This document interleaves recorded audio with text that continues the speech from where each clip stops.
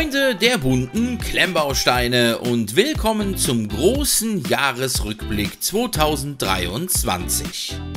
In ein paar Tagen neigt sich auch dieses, wie ich finde, sehr turbulente Jahr dem Ende zu. Also höchste Zeit, um noch einmal einen Blick auf einige Highlights der vergangenen 12 Monate zu werfen. Denn auch 2023 wurde fleißig an der Lego World gebaut, einige Lego-Sets präsentiert und die ein oder andere Lego-Fan-Ausstellung besucht.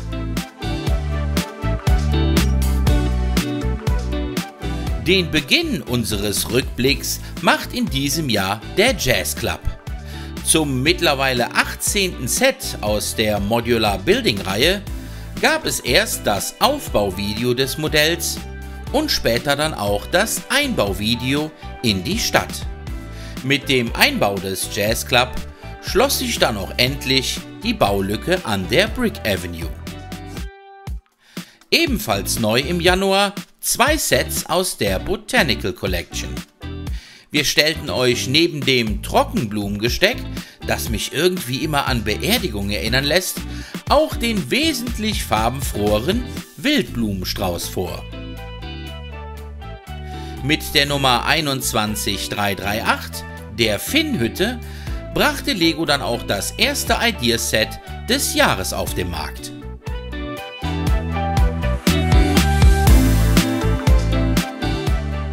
Im Februar bauten wir in gleich 2 Lego World Folgen die Eisenbahnstrecke weiter aus. Und da wir schon einmal in der Nähe waren, errichteten wir auch gleich eine Billardbar. Bedingt durch ihre Größe füllte die Bar dann später auch gleich 2 Bahnbögen aus. Neben den Stadtupdates stellten wir euch auch noch die neuesten Modelle aus der Lego Speed Champion Reihe vor.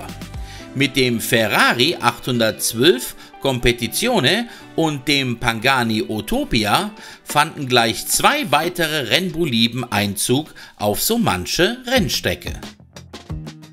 6 Zylinder, 3,5 Liter Hubraum und 660 PS.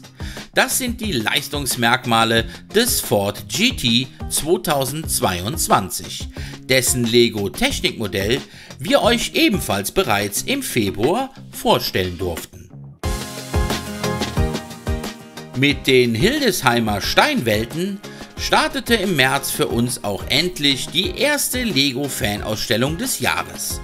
Neben zahlreichen Mocks und beeindruckenden Landschaften aus Legostein gab es auch ein buntes Rahmenprogramm und einige bekannte Gesichter aus der Klemmbausteinszene zu sehen. Der März stand dann ganz im Zeichen von Indiana Jones.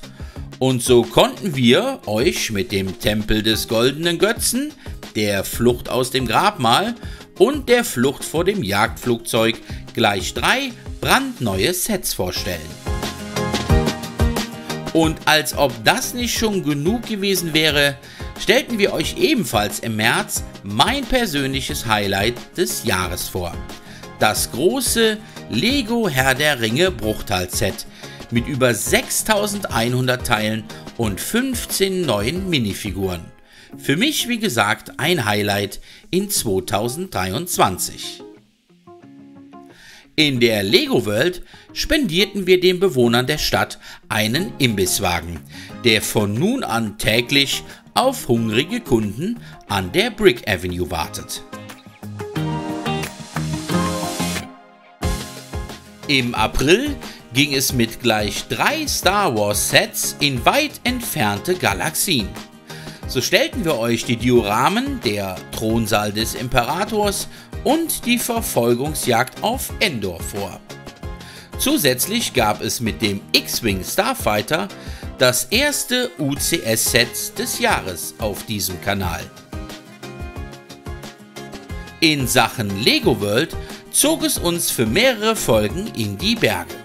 So erweiterten wir den Brick Mountain um eine Bergflanke, bauten den Bach weiter aus und errichteten eine kleine Holzbrücke. Mitte April durften wir den ganzen Tag lang zu Gast sein auf der Bricks am Meer Lego Fanausstellung in Bad Zwischenahn. Neben tollen Modellen und riesigen Lego-Themenbereichen konnten wir uns auch einmal ganz ungezwungen und ohne Zeitdruck mit Besuchern, Zuschauern und alten Bekannten unterhalten. Bereits im Mai durften wir euch dann einige neue Sets der Lego City-Reihe vorstellen, wie etwa das Stadtzentrum oder das Einfamilienhaus mit Elektroauto. Mit dem Lego Pac-Man Set aus der Icons-Themenwelt fand dann ein weiterer Videospielklassiker Einzug auf diesen Kanal. In Sachen Lego World gab es dann auch so etwas wie eine kleine Premiere hier auf diesem Kanal, denn ich durfte das Modell Lost Place von Christoph, einem Lego Master Teilnehmer, nachbauen und dieses dann selber noch ein wenig umändern und in die Stadt integrieren. Auch der Juni brachte uns so einige interessante Lego-Sets. So bauten wir in einem Video das Hexenhaus der Sanderson-Schwestern aus den Fantasy-Filmen Hokus Pokus nach und durften uns mit der Eldorado-Festung auf die Neuauflage eines weiteren Lego-Klassikers freuen. In den Stadt-Updates bauten wir die Brick Avenue weiter aus und errichteten eine Apotheke in den Bahnbögen unterhalb der Bahngleise. Zum Ende der ersten Jahreshälfte statteten wir der Absolut Steinchen noch einen Besuch ab. Wie bereits in den vergangenen Jahren fand die Ausstellung in den Räumlichkeiten der Hochschule Bonn-Rhein-Sieg statt und zeigte den Besuchern wieder Einzigartiges aus Legostein.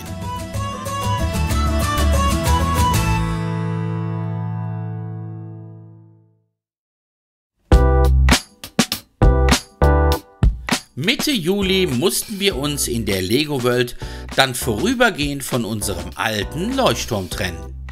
Dieser wurde abgebaut, um so Platz für eine überarbeitete Version des Lego Ideas Lighthouse Modells zu schaffen. Zusätzlich wurde auch das Plateau oberhalb der Küste komplett überarbeitet und an die vorhandene Landschaft angepasst. In der Lego Icons Themenwelt stellten wir euch die Nachbildung einer Chevrolet Corvette vor. Der Sportwagen aus dem Jahre 1961 lässt sich übrigens wahlweise als Coupé oder als Cabrio umbauen. Neben einigen neuen Lego City Sets gab es im Juli auch ein Review zum wohl größten Lego Technik Set bisher.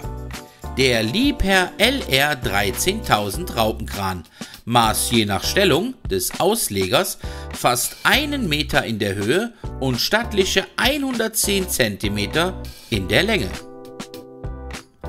Unterwegs waren wir im Sommer natürlich auch und so durften wir auf der Born to Brick Lego Fanausstellung in Rüsselsheim zu Gast sein.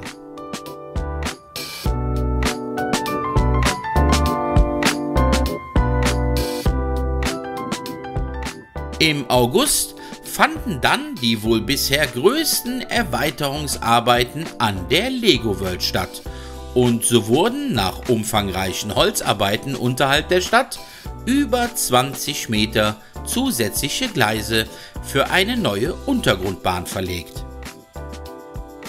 Auch in diesem Jahr besuchten wir erneut die Bricks & Friends Ausstellung in der Kölner Motor World.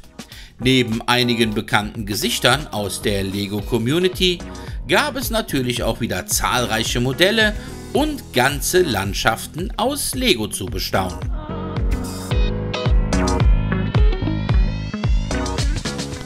Der September verging sprichwörtlich wie im Flug. Das lag zum einen an dem Lego Icons Set der Concorde und zum anderen an einer gelungenen Umsetzung des Wikingerdorfs aus der Lego Ideas Reihe.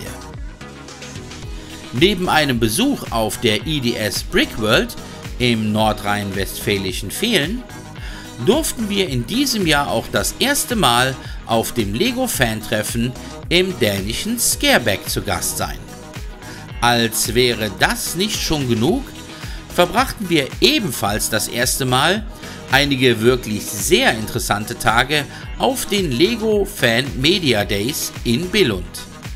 Neben einer Tour durch das Lego Ideas Haus, einem Besuch im Legoland und im Lego Haus, erhielten wir im Lego Campus ein vollgepacktes Rahmenprogramm rund um die bunten Klemmbausteine. Neben Interviews mit den Lego-Designern bekamen wir außerdem exklusive Einblicke zu bisher unveröffentlichten Lego-Modellen. Deshalb von mir an dieser Stelle schon einmal der Hinweis, in 2024 kommt noch so einiges in Sachen Lego auf uns zu. Auch im Oktober waren wir wieder unterwegs und haben die ein oder andere Ausstellung besucht. So durften wir ein weiteres Mal in Berlin auf dem Steinewahn zu Gast sein, haben der großen Lego World Ausstellung im niederländischen Utrecht einen Besuch abgestattet und euch einige bewegte Bilder aus dem Lego Haus mitgebracht. An der heimischen Lego World wurde natürlich auch weiter fleißig gewerkelt und so vollendeten wir die Arbeiten an der Untergrundbahn und spendierten der Stadt so ganz nebenbei ein unterirdisches Zugdepot.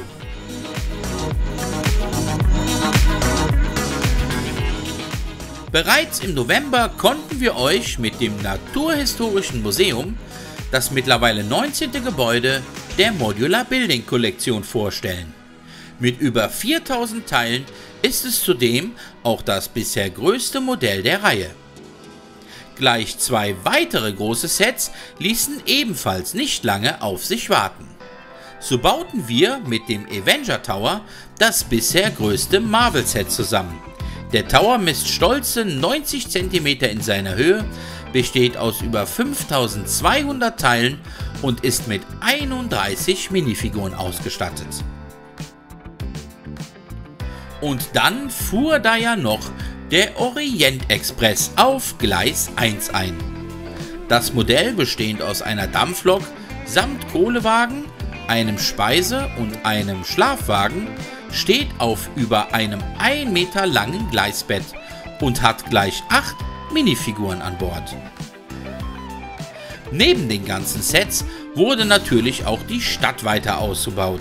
So begannen wir mit den ersten Arbeiten an dem neuen Korallenriff und den Bewohnern der Stadt spendierten wir einen kleinen Dönerladen in einer der Bahnbögen. Ach ja, und auf der Schwabenstein Lego Fanausstellung in den Stuttgarter Messehallen waren wir natürlich auch zu Gast.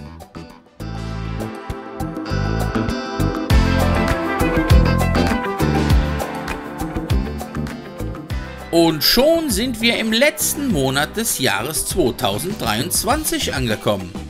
Passend zum Winter zeigten wir euch den Aufbau der Almhütte und mit der Polaroid Sofortbildkamera, dem T-Rex-Kopf und dem elektrischen Müllwagen bereits einige Sets des nächsten Jahres.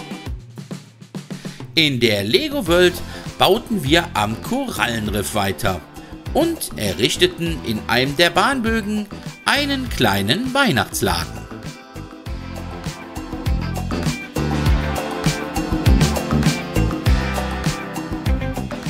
Und das war er auch schon wieder, der Jahresrückblick 2023 hier auf diesem Kanal.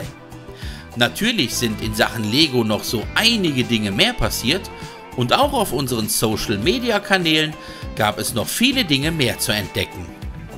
Was waren eigentlich eure Highlights im letzten Jahr und auf was freut ihr euch in 2024 am meisten? Schreibt es mir wie immer in die Kommentare und wenn euch das Video gefallen hat, dann lasst es mich wissen. Wie auch in den letzten Jahren möchten wir uns am Ende dieses Videos bei euch bedanken. Für euer Feedback, die Kommentare, eure Ideen und manchmal auch für ganz persönliche Worte. Deshalb freuen wir uns auf 2024, wünschen euch einen guten Rutsch ins neue Jahr, habt eine gute Zeit und bleibt kreativ.